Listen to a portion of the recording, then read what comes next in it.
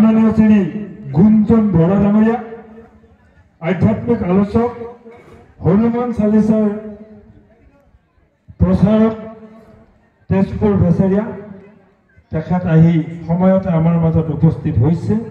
জয় জয়তে তেখেতক আমি উদযাপন সমিতি আৰু হৰি মন্দিৰ পৰিচালনা সমিতিৰ তৰফৰ পৰা আন্তৰিক শ্ৰদ্ধা নিবেদন কৰিছোঁ। এই সকলৰ সন্মুখত আধ্যাত্মিক বক্তা মাননীয় শ্ৰী গুঞ্জন বৰা ডাঙৰীয়া।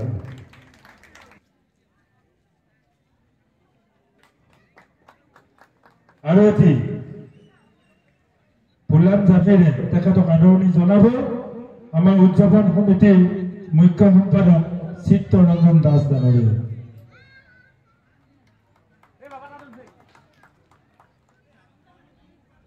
যেহেতু ফাকুৱা উৎসৱ, দৌল উৎসৱ, আমি প্ৰথমতেই ফাকুৱা কিয় খেলা হয়, কেতিয়াৰ পৰা ফাকুৱা খেলা হয়, তেনেধৰণৰ কথাবোৰৰ পৰা আমি আৰম্ভ কৰিব লাগিব।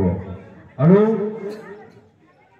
ফাকুৱা বুলি কোৱাৰ লগে লগে আমাৰ মনত যি ৰঙৰ উৎসৱ, ৰং ৰহইচ কৰাৰ যি আনন্দময় পৰিৱেশ সৃষ্টি হয়, তাৰ কাৰণে আমি আচলতে খুব বেছি সৌভাগ্যৱান যে আমি এনেকুৱা এটা উৎসৱ পাইছোঁ, যি উৎসৱত আমি সকলো একেই হৈ পৰোঁ, সকলোৰে মুখবোৰ একে হৈ পৰে, কোন কেনেকুৱা, কোন ধনী দুখীয়া, কোন উচ্চ নিচ আমি কাকো চিনি নাপাওঁ। আৰু সেইকাৰণে হয়তো এটা সময় সেই ফাকুৱাৰ আৰম্ভ কৰা হৈছিল। কিন্তু ফাকুৱা বুলি কোৱাৰ লগে লগে আমি এখন বিয়ালৈ উভতি যাব লাগিব। আৰু মই আশা কৰোঁ সকলোৱে এই কথাখিনি যদি শুনে তেতিয়া আপোনালোকে বহুকেইটা কথা হয়তো জানিব পাৰিব। মই এইকাৰণে কৈছোঁ, ফাকুৱা বুলি কোৱাৰ লগে লগে আমি এখন বিয়ালৈ উভতি যাব লাগিব। আৰু বিয়াখন কাৰ আছিল আপোনালোকে জানেনে? বিয়াখন আছিলে আৰু দৈৱকী যি কংসৰ ভনীয়েক আছিল, দৈৱকী আৰু বসুদেৱৰ বিয়া। আৰু সেই বিয়াখন যেতিয়া পাতি দিছিলে কংসই নিজৰ ভনীয়েকক, তেতিয়া দৈৱবাণী হৈছিল যে দৈৱকী আৰু বসুদেৱৰ অষ্টম পুত্ৰ সন্তানে কংসৰ বধ কৰিব।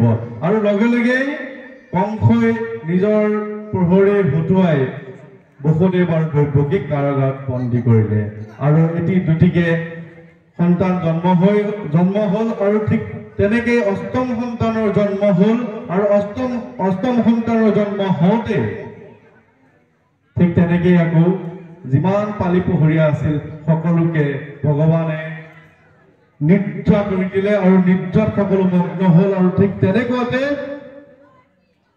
সেই যে জন্ম হ'ল শিশুটো, সেই শিশুটোক লৈ বসুদেৱে নদী সাগৰ পাৰ হৈ গৈ থৈ আহিলে নন্দৰ ঘৰত। আৰু নন্দৰ ঘৰৰ পৰা লৈ আহিলে কাক? যোগমায়াক। আৰু তেনেকুৱাতে আকৌ সেই নিদ্ৰামগ্ন যিসকল প্ৰহৰী আছিল সকলে সাৰ পালে। সাৰ পোৱাৰ পিছত আকৌ কংসক যেতিয়া খবৰ দিলে যে দৈৱকীৰ অষ্টম সন্তান জন্ম হ'ল, ঠিক তেনেকে কংস আহি আকৌ অষ্টম সন্তানক যেতিয়া মাৰিব ললে, তেতিয়া অষ্টম সন্তান যি আছিলে কৃষ্ণকটো থৈ আহিলে নন্দৰ ঘৰত, আকৌ লৈ আহিলে যোগমায়াক। আৰু যোগমায়াক যেতিয়া মাৰিব লৈছিল তেতিয়া আকৌ দৈৱবাণী হৈ গ'ল। দৈৱবাণী হ'ল কি বুলি? যে ইতিমধ্যে বসুদেৱ আৰু দৈৱকীৰ অষ্টম পুত্ৰ সন্তানে নিৰাপদ স্থান পাইছে। আৰু সেই অষ্টম পুত্ৰ সন্তানে কিন্তু কংসক ধ্বংস কৰিব। আৰু ঠিক তেনেকুৱাতে কংসৰ আকৌ যি ক্ৰোধ হৈ গ'ল, ক্ৰোধ হোৱাৰ পিছতে নানা চালনা কৰি আকৌ সেই দৈৱকীৰ অষ্টম পুত্ৰ সন্তানক মাৰিবৰ কাৰণে বিভিন্নজন দৈত্য দানৱক তাকে প্ৰকাৰে কংসই পঠাই থাকিলে নন্দৰ গৃহলৈ।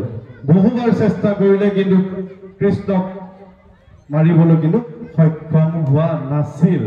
আৰু ঠিক তেনেকেই এটা সময় আহিল, সেই সময়ত কংসই ভাবিলে যে কংসই পুতনাক পঠাব। পুতনাৰ দ্বাৰা শ্ৰীকৃষ্ণৰ মৃত্যুবৰণ কৰাব। ঠিক তেনেকে পুতনা গ'ল।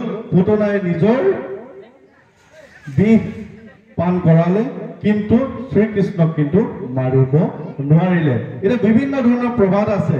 এতিয়া ফাকুৱা কিয় উৎপত্তি হৈছিল বা ফাকুৱাৰ মূল কথাখিনি কিন্তু আমি সঠিককৈ এই কাৰণেই হৈছে বুলি আমি ক'ব নোৱাৰো। কাৰণ ফাকুৱাৰ বিভিন্ন ধৰণৰ প্ৰবাদ আছে। তাৰে মাজত প্ৰথম যিটো সকলোতকৈ ভাল লগা প্ৰবাদটো মই আপোনালোকক কৈ আছো।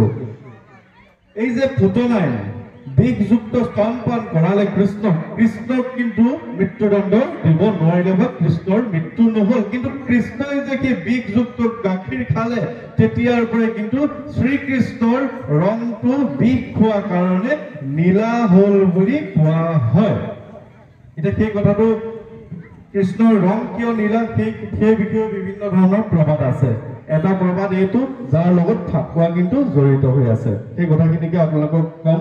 আৰু লাহে লাহে কৃষ্ণ ডাঙৰ হল, কৃষ্ণ যৌৱনা হল। ঠিক তেনেকে কৃষ্ণই এগৰাকী যুৱতীক দেখিলে, যিগৰাকী যুৱতীক কৃষ্ণই পচন্দ কৰিলে, আৰু ঠিক তেনেকে সেই যুৱতীগৰাকীও সেই কন্যাগৰাকীও কৃষ্ণক পচন্দ কৰিলে। আৰু সেই যুৱতীগৰাকী কোন আছিল হয়তো আপোনালোকে জানে, আৰু সেয়া হৈছিল ৰাধা। আৰু ঠিক তেনেকে কৃষ্ণ আৰু ৰাধাৰ প্ৰেম হল, কৃষ্ণ আৰু ৰাধাৰ প্ৰেম হল। কিন্তু ঠিকেই, কিন্তু কৃষ্ণৰ বৰণটো যে নীলা আছিলে, কৃষ্ণৰ বৰণটো যে শ্যাম বৰণীয়া আছিলে, ৰাধা আছিলে অপৰূপ সুন্দৰী। ৰাধা ইমানেই ধুনীয়া আছিল, লাহে লাহে কৃষ্ণই ভাবিলে যে মই দেখিবলৈতো অকমান বেলেগ ৰঙৰ, ৰাধাৰ নিচিনা ধুনীয়া নহয়। কৃষ্ণ আহি নিজৰ সেই মাতৃগৰাকীক, সেই সময়ৰ মাতৃক যশোদাক কলেহি যে মা, মই যিগৰাকী প্ৰেয়সীক ভাল পাইছো, বা মোৰ যিগৰাকী প্ৰেয়সী ৰাধা মই ইমানেই ভাল পাওঁ, কিন্তু মোৰ ৰংটো কুৎসিত, মোৰ ৰংটো অকণমান ক'লা, অকণমান নীলা শ্যাম বৰণৰ, কি কৰা যায় এতিয়া? ৰাধাইতো মোক এতিয়া পচন্দ নকৰা নিচিনা হল। আচলতে অকণমান কথা মই নিজৰ ফালৰ পৰা মানে প্ৰবাদৰ লগে লগে কৈ গৈছো, যাতে আপোনালোকে শুনি আমোদ পায়।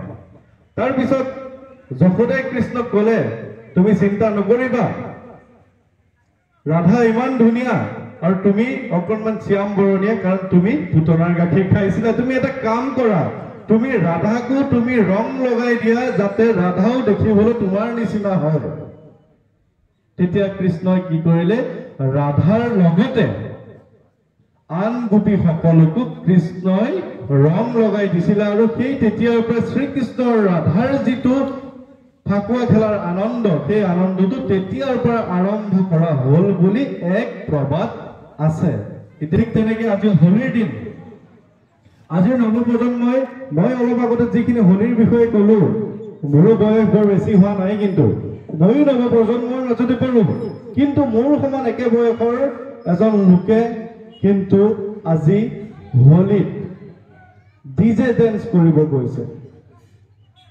আমি বুজি নাপাওঁ হোলী মানে কি, হোলীৰ আধ্যাত্মিকতা সেই যে কৃষ্ণ ৰাধাৰ সেই কথাখিনি আমি নাজানো, আমি প্ৰহ্লাদ আৰু হোলিকাৰ কথাখিনি নাজানো, আমি কামদেৱৰ দ্বাৰা যে সেই হোলীৰ প্ৰচাৰ হৈছিল সেই কথাটো আমি নাজানো। আমি এটাই জানো, হোলী মানে হৈছে বছৰৰ এটা দিন আহে, সেই দিনটোত ফায়াৰ ব্ৰিগেডৰ গাড়ীয়ে ওপৰৰ পৰা পানী ছটিয়াই দিয়ে, আমি উদ্যম নৃত্য কৰো বিভিন্ন ধৰণৰ কাপোৰ পিন্ধি, যিবোৰ আচলতে হোলীৰ মাদকতা আচলতে তাত নায়েই।